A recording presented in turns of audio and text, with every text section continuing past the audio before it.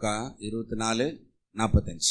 அப்பொழுது வேத வாக்கியங்களை அறிந்து கொள்ளும்படி அவருடைய மனதை திறந்து, மனதை திறக்கிற ஒரு திறப்பு. Then opened he their understanding that they might understand the scriptures. வேத வாக்கியங்களை அறிந்து கொள்ளுகிற மன திறத்தல். பழைய ஏற்பாட்டில் 3 வாரங்களாக நாம் பார்த்தோம். பிள்ளையாமுடைய கண்ணை திறந்தாரு. அதுக்கப்புறம் எலிசா தன்னுடைய வேலைக்காரனுடைய கண்களை திறந்தான். அதுக்கப்புறமாக ஆகாருடைய கண்கள் திறக்கப்பட்டது என்று பார்த்தோம். ஆனால் புதிய ஏற்பாட்டில் இங்கே பார்க்கும்போது இயேசு கிறிஸ்து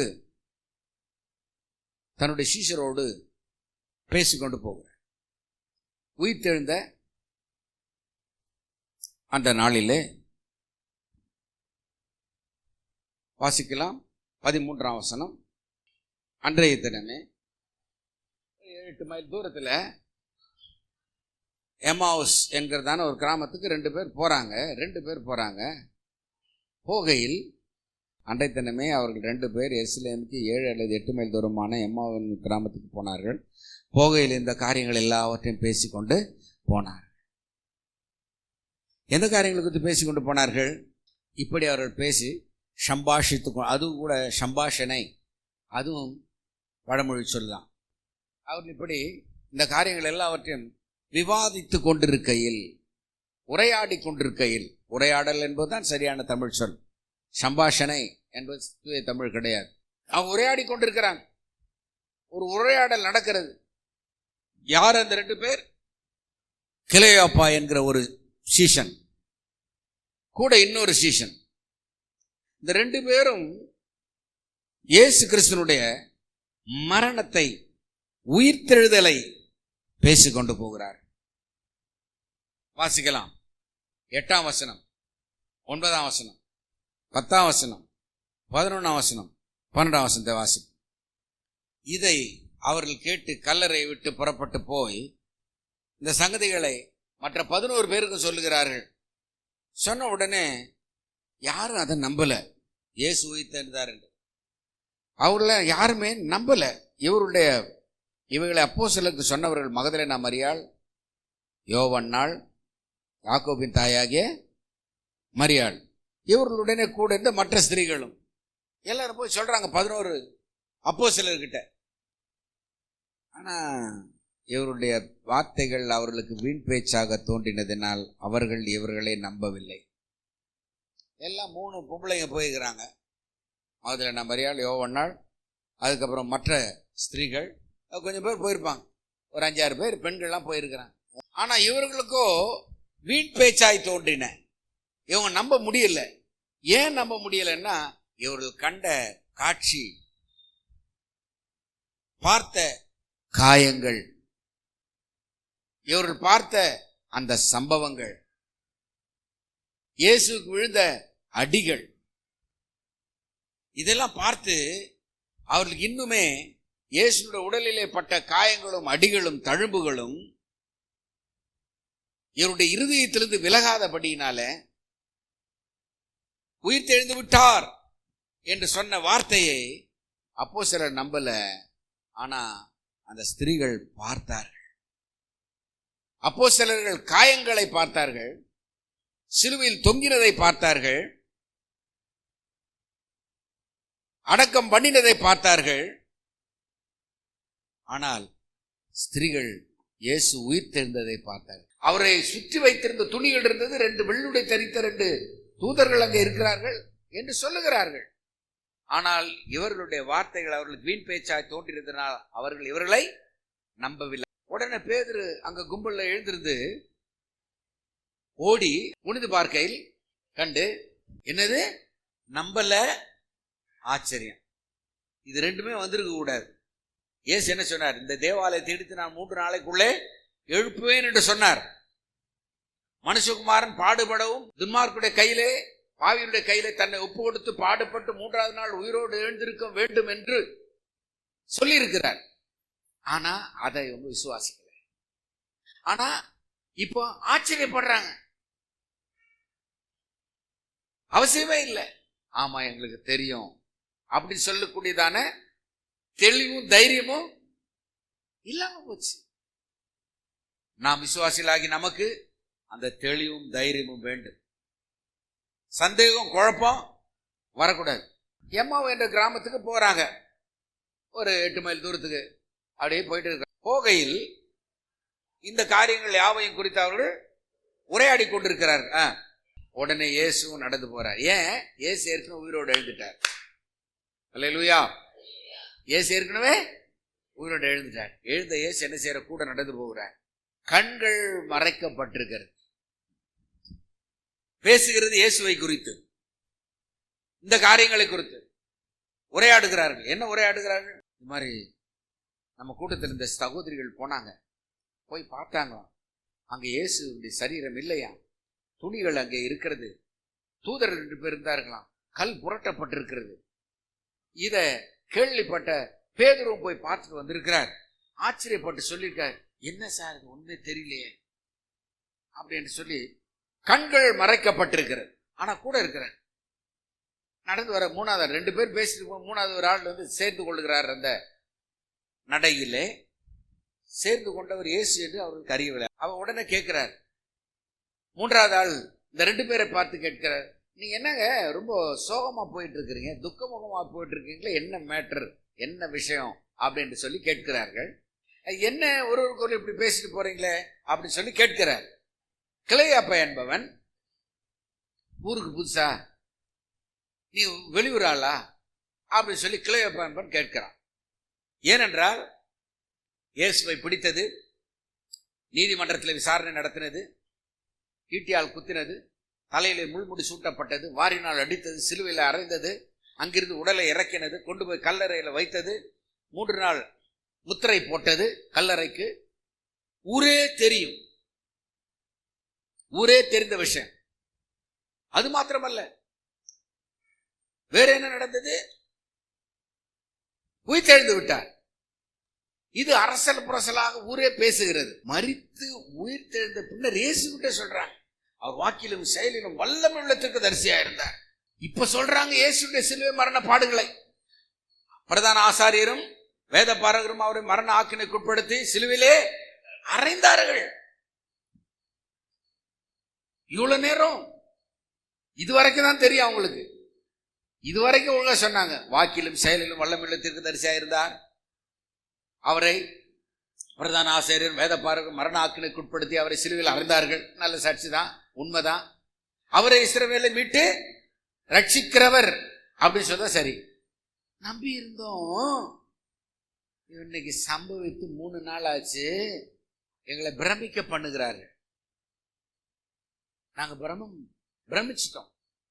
இயேசு உயிரோடு எழுந்தது பேதுரு நம்பல, ஆச்சரியப்பட்டாங்க. கிளையாப்பாவும் இன்னொரு சீசனும் பிரமிப்பு ஆகிவிட்டார்கள். இது பிரமிப்பா, இது ஆச்சரியமா? அவர் சொன்னது படி எழுந்தார். அவர் சொன்னார், 3 நாளைக்குள்ளே மனுஷகுமாரன் பூமியின் இருதயத்தில் இருப்பார், அதன் பிறகு அவர் உயிரோடு வருவார் என்று சொன்னார். இவங்க சந்தேகம், ஆச்சரியம், பிரமிப்பு. ஏன்? நம்பிக்கை இல்லை. இயேசு கூட இருக்கிற வரைக்கும் தான் நம்பிக்கை. இயேசு 5 அப்பம் 2 மீன் கொடுத்த பிறகுதான் நம்பிக்கை. இயேசு உபதேசம் பண்ணின பொழுதுதான் நம்பிக்கை. வியாதியை சுகமாக்கின பொழுதுதான் நம்பிக்கை. அதுக்கப்புறம் நம்பிக்கையை இழந்து விட்டனர், சரீரத்தை காணாமல். அப்பொழுது எங்களிலே சில கல்லெடுத்து போய் ஸ்திரீகள் சொன்னபடி அவருடைய சரீரத்தை காணவில்லை. அவர்களை நோக்கி இப்பதான் என்ன ஆகுது? ரியாக்ஷன் ஸ்டார்ட் ஆகுது. என்ன? அவர்களை நோக்கி, தீர்க்கதரிசிகள் சொன்ன யாவையும் விசுவாசிக்கிறதுக்கு புத்தி இல்லாத மந்த இருதயம் உள்ளவர்களே. நம்ம எல்லாருக்கும் இருதயம் இருக்கிறது. எப்படிப்பட்ட இருதயம் வேணும்? இல்லைன்னு சொல்றாரு. விசுவாசிக்கிறதற்கு புத்தி இல்லாத மந்த இருதயம். விசுவாசம் இல்ல, மந்த இருதயம். இந்த காலை நேரத்திலே கர்த்தர் நம்ம எல்லாருக்கும் விசுவாசம் உள்ள புத்தி கூர்மை உள்ள இருதயத்தை தந்தரல வேண்டும். பிரைஸ் தி லார்ட் சொல்லுமா? ஷார்ப்னஸ். கிறிஸ்து விதமாய் பாடுபடவும் தமது மகிமையில் பிரவேசிக்க வேண்டியதில்லையா என்று சொல்லி மோசே முதலில் சகல தீர்க்கதரிசிகளும் எழுதின வேத வாக்கியங்கள் எல்லாவற்றையும் தம்மை குறித்து சொல்லி அவர்களுக்கு விவரித்து காண்பித்தார். அத்தருணத்தில் தாங்கள் போகிற கிராமத்திற்கு சமீபமானார்கள். அப்பொழுது அவர் அப்புறம் போகிறவர் போல காண்பித்தார். அவர்கள் அவரை நோக்கி எங்களுடனே தங்கிரும், சாயங்காலம் ஆயிற்று, பொழுதும் போயிற்று என்று அவரை தங்குபடி உள்ளே நல்லா கவனிக்கிறோம். இவ்வளவு நேரம் அவங்க பேசினார்கள், இயேசு பேசினார்.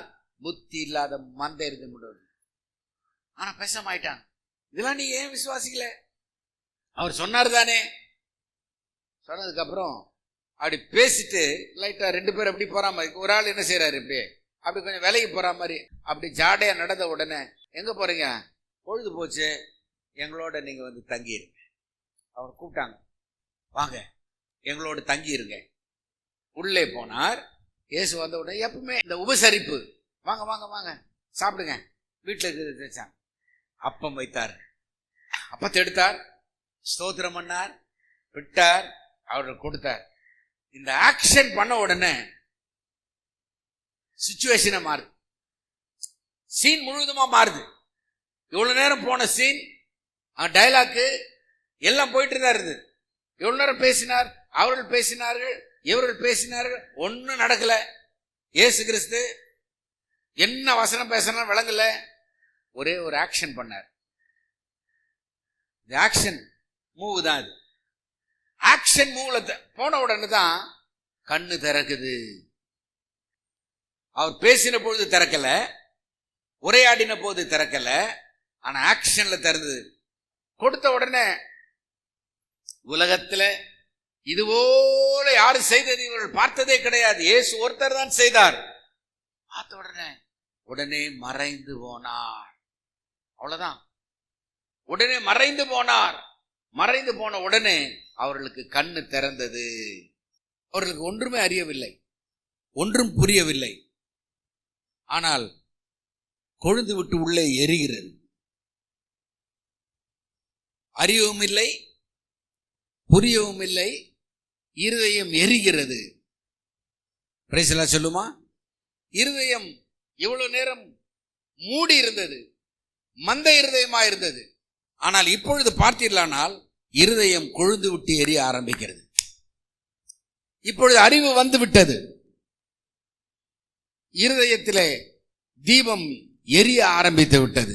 எப்பொழுது அறிவு வருகிறதோ அப்பொழுதுதான் இருதயத்தில் தீபம் எரிய ஆரம்பிக்க. என்ன அறிவு வர வேண்டும்? எழுத்தறிவா, கல்வி அறிவா, பொது அறிவா, சமூக அறிவா? இயேசுவை பற்றி அறிகிற அறிவு. அறியாதபடிக்கு கண்கள் மறைக்கப்பட்டிருந்தது. அறியாமை என்னும் இருள் கண்ணை மூடிக்கொண்டிருக்கிறது. என்ன அறியாமை? இயேசுவை அறியாமை. இன்னைக்கு கிறிஸ்தவ உலகத்திலே விசுவாசிகளும் இயேசுவை அறியாமல் இருக்கிற அறியாமை என்னும் இருள், அறியாமை என்னும் குருட்டுத்தனம், பிளைண்ட்னஸ், அறியாமை என்னும் குருட்டுத்தனம் மூடிக்கொண்டிருக்கிறது. அருகில் இருக்கிறார், இயேசுவை காண முடியாத, அறிய முடியாத ஒரு பிளைண்ட்னஸ், ஒரு குருட்டுத்தனம் பக்கத்தில் இருக்கிறார். அறிவு வந்தால் தெளிவு வரும். தெளிவு வந்தால் இருதயம் எரிய ஆரம்பிக்கும். இவ்வளவு நாள் கண்ணு மறைஞ்சு போயிடுச்சு. இந்த காலை நேரத்தில் ஆண்டவரே என் கண்களை திறந்தரணும், என் மன குருடு நீங்கட்டும்.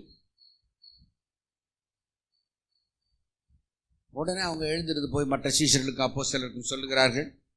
35ஆம் வசனம், அப்பம் விட்டதையும் தாங்கள் அவரை அறிந்து கொண்டதையும்.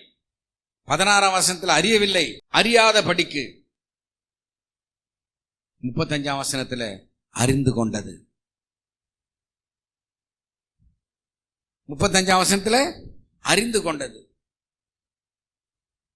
16 அறியவில்லை. அறிந்தவுடனே உள்ளே இருதயத்தில் விளக்கு எரிய ஆரம்பித்தது. இப்படி அவர்கள் பேசிக் கொண்டிருக்கையில் இயேசு தாமே நடுவே வந்து நின்று உங்களுக்கு சமாதானம் என்றார். இயேசு பயங்கரமா கலக்கிறார். அவர்கள் ஒரு ஆவியை காண்கிறது போல் நினைத்தார்கள். அவர்களை நோக்கி, ஏன் கலங்குகிறீர்கள்? உங்கள் இருதயங்களில் சந்தேகங்கள் எழும்புகிறது என்ன? நான் தான் என்று அறியும்படி நீங்கள் காண்கிறபடி என்னை தொட்டு பாருங்கள், என் கால்களையும் கைகளையும் தொட்டு பாருங்கள். நீங்கள் காண்கிறபடி எனக்கு மாம்சமும் எலும்புகளும் உண்டாயிருக்கிறது போல ஒரு ஆவிக்கு இராதே. தொட்டுப்பார். இயேசுவை அறிகிறது மாத்திரமல்ல, இயேசுவை தொட்டும் பார்க்க வேண்டும். அல்லேலூயா சொல்லுமா? இயேசுவை அவர்கள் காணவும் இல்லை, அறியாமல் இருந்தார்கள். இயேசு பேசின உடனே, அதிரடி செயல் செய்த உடனே கண்ணும் திறந்தது, அறியவும் செய்தார்கள். உள்ளம் எரியவும் ஆரம்பித்தது, விளக்கு எரியவும் ஆரம்பித்தது, அறிவு விளக்கு எரிய ஆரம்பித்தது. இயேசுவை தொட்டு பாருங்கள் என்றார். கைகளையும் கால்களையும் அவர்களுக்கு காண்பித்தார். ஆனாலும் சந்தோஷத்தினால் அவர்கள் இன்னும் விசுவாசியாமல் ஆச்சரியப்படுகையில், புசிக்கிறதுக்கு ஏதாவது இருக்குதான்னு கேட்டார். உடனே பொரித்த மீன் கண்டத்தையும் தேன் கூட்டு துணிக்கையும் அவர்கள் கொடுத்தார்கள். உடனே ஏசு என்ன சாப்பிட்டாரு? மீன் சாப்பிட்டார். பொரிச்ச மீன். மோசேயின் தீர்க்க தரிசனங்களிலும் ஆகமங்களிலும் நியாய பிரமாணத்திலும் என்னை குறித்து எழுதியிருக்கிறது நிறைவேற வேண்டியது என்று உங்களுக்கு சொல்லி கொண்டே வந்தேன் நான். ஆனால் நீங்கள் யாருமே புரிஞ்சுக்கல. 46ஆம் வசனம், வேத வாக்கியங்களை அறியும்படி அவருடைய மனதை அவர் திறந்து, then open he their understanding and their might, they might understand the scriptures. புரிந்து கொள்ளும்படி மனதை திறந்தார். பிலேயாமுடைய கண்ணை திறந்தார், ஆகாருடைய கண்ணை திறந்தார், எலிசாவுடைய வேலைக்காரருடைய கண்கள் திறக்கப்பட்டது. இங்கே இயேசுவோடு கூட இருந்த அப்போஸ்தலருடைய கண்களை திறந்தார். அவர்களுக்கு இருந்ததான ஒரு கண்ணின் மாயை, ஆனால் இவர்களுக்கு இருதயத்தின் மாயை. பழைய ஏற்பாட்டிலே வாழ்ந்தவர்களுக்கு கண்கள் காணக்கூடாதபடி ஒரு கண்ணிலே மாயை காணப்பட்டது. ஆனால் இயேசுவுடைய இருதயத்தை, the Lord Jesus opened their understanding, அவருடைய அறிவு கண்ணை திறந்தார். டயானைகோ அப்படின்னு சொன்னா அறிவு கண்ணை திறத்தல், அல்லது to comprehend, open, dividing, that they might comprehend the scripture. அவர்கள் புரிந்து கொள்ளும் வண்ணமாக விளக்கி பிரித்து காட்டுகிறது. இதுதான் இன்றைக்கு கிறிஸ்தவத்திலே தேவை, சபையிலே தேவை. அதுதான் விளங்கிக் கொள்ளும்படியாக புரிய வைத்து காட்டுதல். Dividing their understanding, that they might comprehend the scriptures. வேத வாக்கியங்களை, வேத எழுத்துக்களை விளங்கும்படியாக பிரித்து காட்டுதல். தீர்க்கதரிசனத்திலே சொல்லி இருக்கிறது, ஆகமத்திலே சொல்லி இருக்கிறது.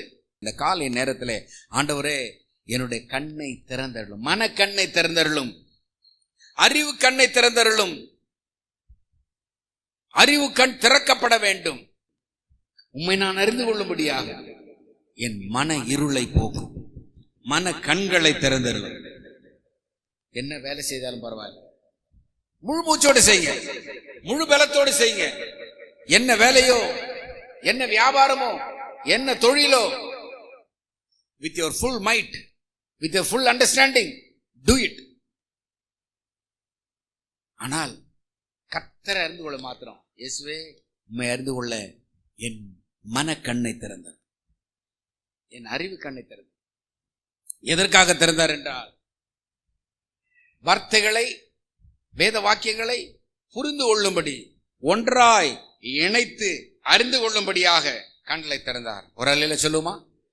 ஏசாயா 9:2 இருளில் நடக்கிற ஜனங்கள் பெரிய வெளிச்சத்தை கண்டார்கள். மரண இருளின் தேசத்தில் குடியிருக்கிடத்திலே வெளிச்சம் பிரகாசித்தது. எப்பொழுது பிரகாசித்தது? இயேசு வந்த உடனே. ஒரு அல்லேலூயா சொல்லுமா? இருளில் நடக்கிற ஜனங்கள் பெரிய வெளிச்சத்தை கண்டார்கள். பெரிய வெளிச்சம்.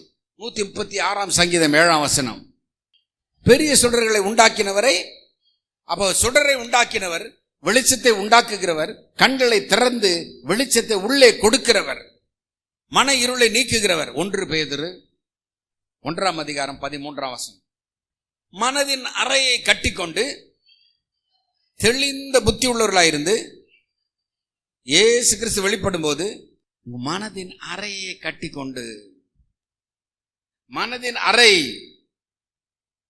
இருதயத்தின் அறை, இருதயத்தில் இருக்கிறதான இருள் விலகும்படியாக, இருதயத்திலே அறிவின் சுடர், அறிவு சுடர் திறக்கும்படியாக கர்த்தரை பார்த்து நாம் கேட்கிறோம். ஆண்டவரே, அது வரைக்கும் தேவனை அறியாத வரைக்கும், இயேசுவை அறியாத வரைக்கும் நம்முடைய வாழ்க்கையில் எந்த மாற்றமும் இருக்காது. இந்த காலை நேரத்தில் நம்முடைய மனம் திறக்கும் போது நாம் இயேசுவை அறிந்து கொள்வோம். இயேசுவை அறியாத வரைக்கும் வாழ்க்கை நமக்கு ரொம்ப கசப்பாகத்தான் இருக்கும். வாழ்க்கை போராட்டமாகத்தான் இருக்கும். போராட்டமாக தான் இருக்கும், பாரமாக தான் இருக்கும். வாரம் ஃபுல்லா ஜெபம் ஓடாது, வாரம் ஃபுல்லா வேத வாசிப்பு வராது. ஒரே பிரச்சனை தான் மனதில் ஓடிட்டு இருக்கோம். ஏன் மனசு ஃபுல்லா பிரச்சனை பிரச்சனை பிரச்சனை? இயேசு மாத்திர வைங்க. ஒரு பிரச்சனை இருக்காது. சொல்லுங்க, எனக்கு ஒரு பிரச்சனை இல்லை, ஒரு கவலை இல்லை, ஒரு பாரம் இல்லை, நான் விடுதலையா இருக்கிறேன். இயேசு என் மனதின் கண்ணை திறந்து விட்டார்.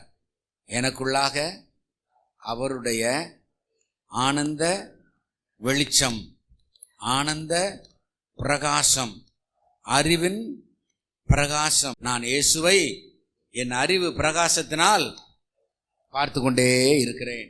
தேவனுடைய பிள்ளைகளே, இருதயத்தில் இருக்கிறது எல்லாத்தையும் நீக்கி போட்டு உள்ளத்தில் என்ன வைக்கணும்? இயேசு வைங்க.